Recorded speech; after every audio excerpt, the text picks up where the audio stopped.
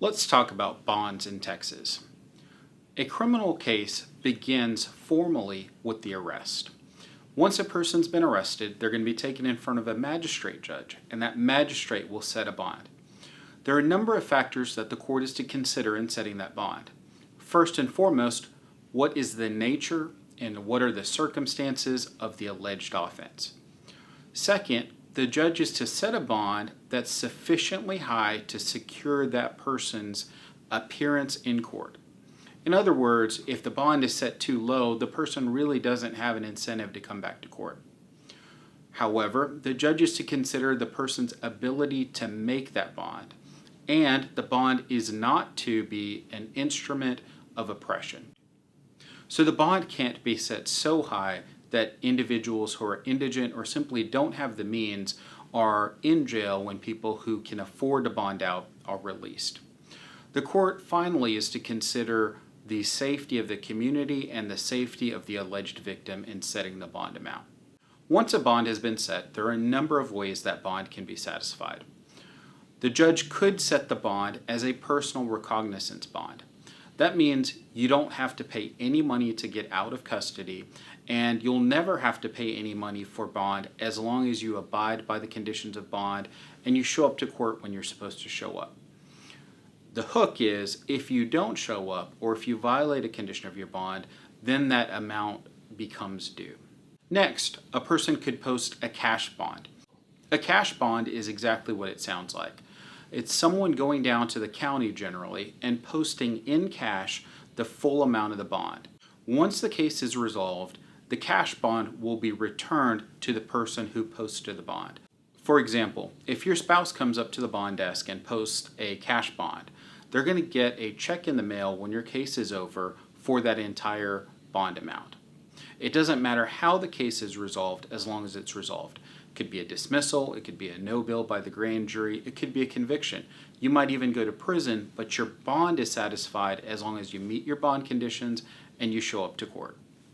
The third way to make a bond is to use a bondsman. And a bondsman is going to charge you a fee in return for the bondsman promising the full amount of your bond. The bondsman may also add additional conditions.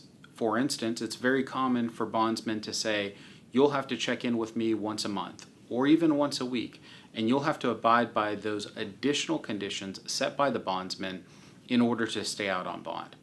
If you fail to abide by the conditions that your bondsman sets, they will issue what's called an AFRS. It's a request for them to go off your bond, and in turn, a warrant will be issued for your arrest.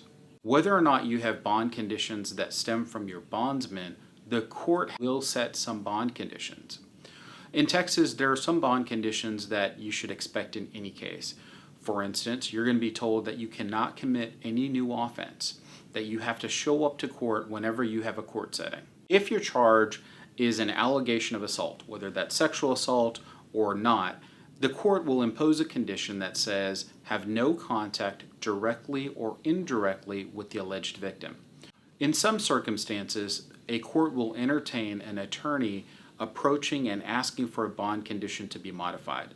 So for instance, if the alleged victim is a family member and there's been no history of abuse and perhaps the alleged victim needs that person to be around the home, it's possible for the judge to amend the condition so that it is no injurious or harmful contact instead of no contact at all. There are also conditions that apply in cases where there's a child victim. In addition to saying have no contact directly or indirectly with the victim, the court may also say that you have to wear a GPS monitor. In cases involving family violence allegations, the court has the ability and is in fact instructed under our law to add additional bond conditions. Specifically, you should expect some sort of GPS monitoring if you're charged with a family violence offense or an offense of a sexual nature. In family violence cases, when the judge is imposing something as restrictive as a GPS monitor, there are a number of factors that the judge must consider. The factors that a judge must consider in deciding whether or not to impose a GPS restriction on someone charged with a family violence offense includes the likelihood that using a GPS monitor will deter the defendant from trying to kill, injure, stalk, or otherwise threaten the alleged victim. Remember, however, a bond is not meant to be an instrumentality of oppression. So if a person can't afford a GPS monitor, there's actually state funding to offset or fully pay for the cost of a GPS device. Under Texas law, a person can be given bond conditions that ensures their appearance in court, that provides for the safety of the community, or provides for the safety of the alleged victim.